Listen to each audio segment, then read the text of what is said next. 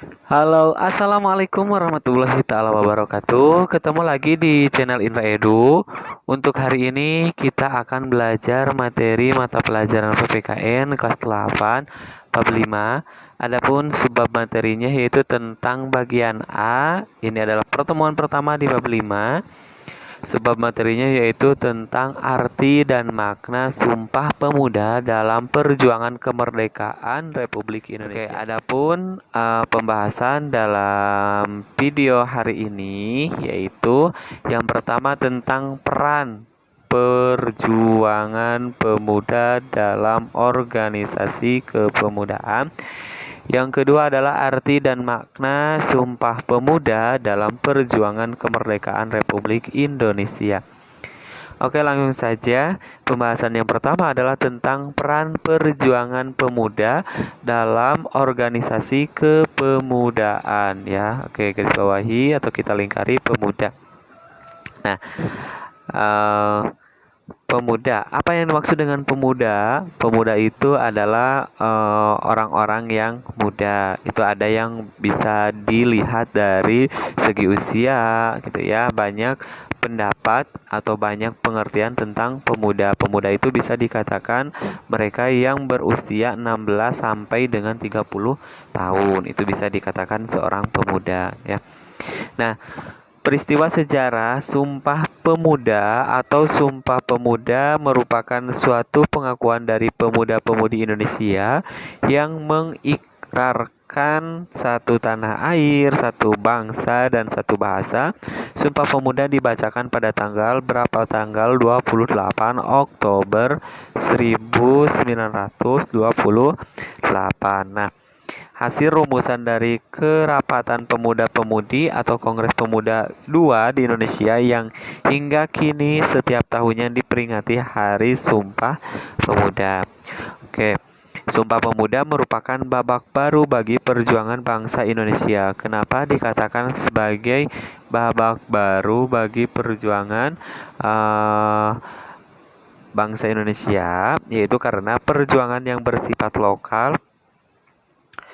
Karena perjuangan yang bersifat lokal, kedaerahan berubah menjadi perjuangan yang bersifat nasional. Jadi dulunya itu organisasi pemuda itu masih bersifat daerah itu ya, masih bersifat lokal atau kedaerahan sehingga berubah menjadi sifat nasional. Kenapa bisa berubah menjadi sifat nasional?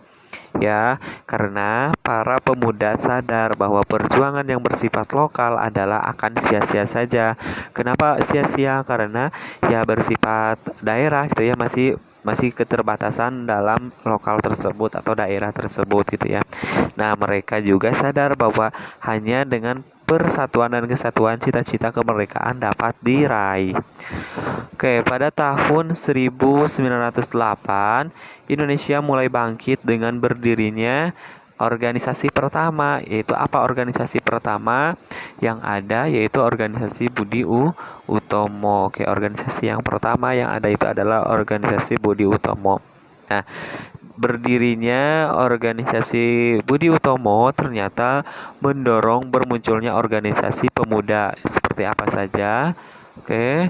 Nah, Budi Utomo mendorong bermunculnya organisasi pemuda. Yang pertama adalah Trikoro Darmo, di mana Trikoro Darmo itu didirikan oleh R. Satiman Wiryo Sanjoyo. Ini adalah orang yang mendirikan Trikoro Darmo lalu dan kawan-kawan, yaitu di Gedung Stovia Jakarta pada tahun 1915. Nah, Trikoro Darmo ini merupakan cikal bakal dari Jong Java ya. Nah, Trikoro Darmo ini memiliki 3 misi mulia. Apa saja 3 misi mulia dari Trikoro Darmo? Di mana Trikoro Darmo itu memiliki 3 misi mulia. Yang pertama adalah sakti, yang kedua budi, yang ketiga bakti. Di mana sakti itu adalah kekuasaan dan kecerdasan, sedangkan budi adalah kebijaksanaan dan bakti adalah kasih sayang. Itulah 3 misi dari Trikoro Darmo. Sedangkan visi ini kemudian dikembangkan dalam 3 tujuan, yaitu Trikoro Dharma sebagai berikut. Nah, 3 tujuannya itu apa saja? Ini dari 3 tujuan Trikoro Dharma. Yang pertama adalah mempererat tali persaudaraan antar siswa-siswi Bumi Putra pada sekolah menengah dan kejuruan. Yang kedua adalah menambah pengetahuan umum bagi anggotanya. Yang ketiga adalah membangkitkan dan mempertajam peranan untuk segala bahasa dan budaya. Itulah tujuan dan misi mulia dari Trikoro Dharma. Yang kedua, organisasi berdirinya Budi Utomo mendorong munculnya organisasi pemuda. Yang kedua adalah Jong Sumatran Bond. Nah, Jong Sumatran Bond ini adalah organisasi kepemudaan Persatuan Pemuda Pelajar Sumatera atau Jong Sumatera Bond. Nah, ini organisasi Jong Sumatera Bond itu didirikan pada tahun 1917 di Jakarta. Lalu Muhammad Yamin melontarkan bahwasannya dalam organisasi ini adalah anjuran agar penduduk Nusantara menggunakan bahasa Melayu sebagai bahasa pengantar persatuan. Nah, Jong Sumatera Bond ini juga melahirkan banyak tokoh besar seperti siapa saja, yaitu ada Muhammad Hatta, Muhammad Yamin, dan Bahdar Johan. Organisasi yang selanjutnya adalah Jong Ambon, Jong Minahasa, dan Jong Celebes. Nah, Jong Ambon, Jong Minahasa, dan Jong Celebes didirikan pada tahun 1918. Lalu selanjutnya antara tahun 1918 sampai dengan 1919 mendirikan Jong Minahasa dan Jong Celebes. Nah, salah satu tokoh yang lahir dari Persatuan Pemuda Minahasa yaitu Den Ratulangi. Ya, nah itulah organisasi yang lahir setelah berdirinya Budi Utomo, sehingga bermunculan organisasi pemuda seperti tadi ada Trikoro Dharma, ada Jong Sumatera Bond, dan juga Jong Ambon, Jong Minahasa, dan Jong Celebes.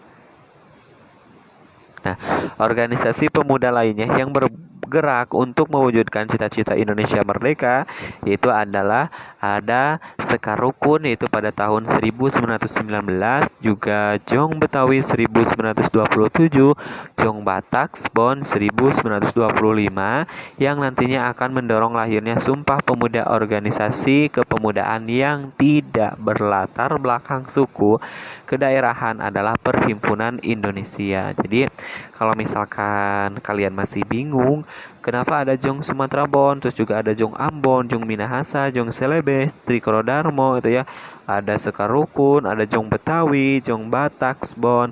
Nah, itu adalah organisasi yang berlatarkan kedaerahan atau suku ya, suku Ambon atau daerah Ambon, terus juga ada daerah Betawi, ada daerah Batak, dan yang lain-lain. Jadi itu adalah organisasi yang berlatarkan kedaerahan atau suku. Sedangkan ada organisasi yang tidak berlatarkan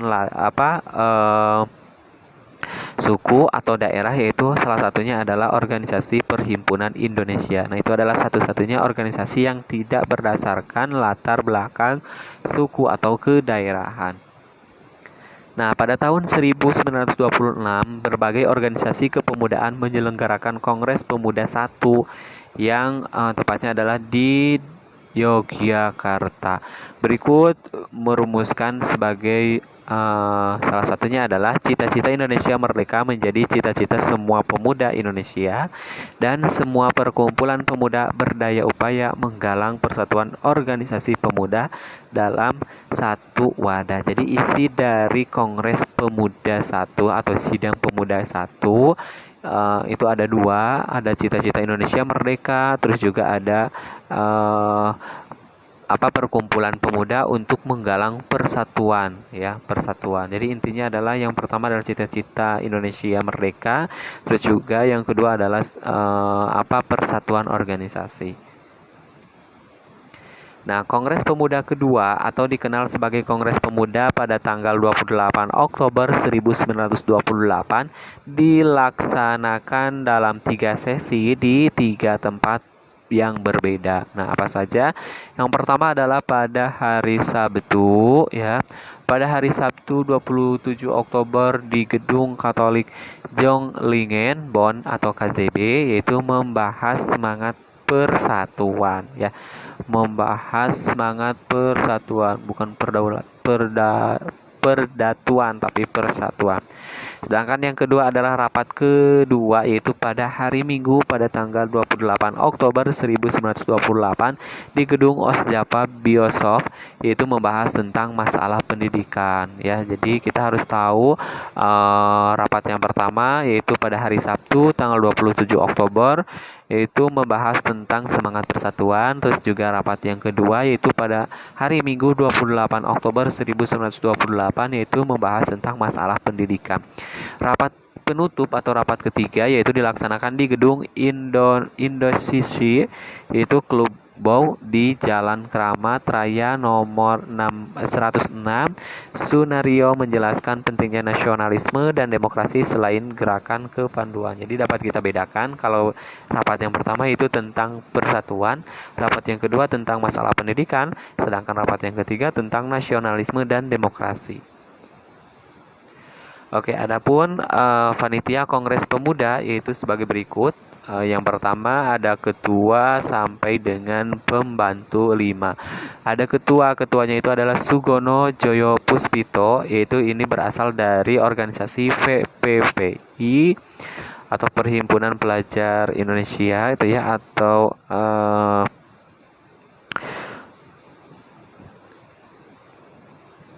Perhimpunan Indonesia. Sedangkan wakil ketuanya itu adalah RM Joko Marsaid, ini berasal dari organisasi Jongjapa. Sedangkan sekretarisnya adalah Muhammad Yamin Tiong Sumatera Bon. Sedangkan yang selanjutnya adalah Bendahara Amir Sarifuddin, ini berasal dari organisasi Jong Bataks Bon. Yang selanjutnya adalah pembantu 1 Johan Muhammad Jai, ini adalah berasal dari organisasi kepemudaan Jong Islamin Bon. Terus juga ada pembantu 2 yaitu Kaja Sungkana, ini berasal dari Pemuda Indonesia. Terus juga ada pembantu ketiga yaitu ada Senduk, ini ada berasal dari organisasi Jong Ambon. Yang pembantu yang keempat adalah Johannes Leimena, ini berasal dari organisasi Jong Ambon. Yang terakhir adalah pembantu kelima adalah Zani Sup, ini berasal dari Pemuda Kaum Betawi. Nah, itulah beberapa panitia pada Kongres Pemuda ya, mulai dari ketua sampai dengan pembantu yang kelima. Isi dari Sumpah Pemuda hasil Kongres Pemuda kedua adalah sebagai berikut. Yang pertama adalah kami putra dan putri Indonesia mengaku bertumpah darah satu tanah air Indonesia. Yang kedua, kami putra dan putri Indonesia mengaku berbangsa yang satu, bangsa Indonesia. Yang ketiga adalah kami putra dan putri Indonesia menjunjung bahasa persatuan, bahasa Indonesia. Pembahasan yang kedua yaitu tentang arti dan makna Sumpah Pemuda dalam perjuangan kemerdekaan Republik Indonesia. Nah, Sumpah Pemuda pada tanggal 28 Oktober 1928 bukan hanya menggerakkan para pemuda untuk meraih kemerdekaan, tetapi juga membahas jati diri bangsa Indonesia sebagai sebuah negara. Sumpah Pemuda telah menjadi jiwa dan semangat yang harus terus terpatri dalam hati sanubari para pemuda. Satu semangat yang dibangun atas dasar kesamaan nasib dan cita-cita yang kemudian dibungkus dengan komitmen untuk senasib sepenanggungan sebagai satu bangsa, satu tanah air yang pertama-tama ditandai dengan disepakatinya bahasa universal antar bangsa, yaitu bahasa Indonesia. Nah, arti dari kami putra dan putri Indonesia mengaku bertumpah darah satu tanah air Indonesia, artinya adalah tanah Indonesia adalah seluruh wilayah Indonesia baik di darat maupun di lautan. Nah, Negara Kesatuan Republik Indonesia ternyata memiliki luas wilayah daratan dan lautan sebesar 5.180.053 km persegi. Wilayah yang sangat luas ini menempatkan Indonesia sebagai negara terluas ke-7 di dunia setelah Rusia, Kanada, Amerika Serikat, China, Brazil, dan Australia. Nah, tanah air Indonesia sangat indah dan kaya. Bangsa lain menyebut Indonesia sebagai Jamrud Khatulistiwa. Sebagai warga negara, kita sepatutnya bangga terhadap tanah air Indonesia. Kita hidup di negeri yang sangat indah ini, ya. Yang selanjutnya adalah yang kedua, kami putra dan putri Indonesia mengaku berbangsa. Yang satu, bangsa Indonesia, artinya merupakan bentuk dari paham kebangsaan. Nah, maksud dari paham kebangsaan ini disebut juga dengan rasa atau kesadaran berbangsa. Rasa kebangsaan Indonesia tumbuh dari sejarah bangsa Indonesia yang sangat panjang sekali. Berawal dari hasrat ingin bersatu penduduk yang mempunyai latar belakang yang sangat majemuk, kemudian berkembang menjadi keyakinan untuk menjadi satu bangsa yang akhirnya dideklarasikan oleh sejumlah pemuda pada saat Kongres Pemuda tanggal 28 Oktober 1928.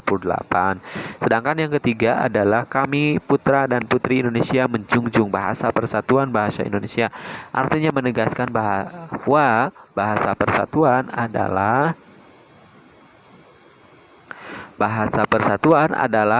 bahasa Indonesia yang memiliki peranan yang sangat menentukan dalam perkembangan kehidupan bangsa Indonesia. Nah, dalam masa perjuangan kemerdekaan, bahasa Indonesia berhasil menjadi alat komunikasi untuk membangkitkan dan menggalang semangat kebangsaan dan semangat perjuangan dalam mengantarkan rakyat Indonesia ke depan pintu gerbang kemerdekaan.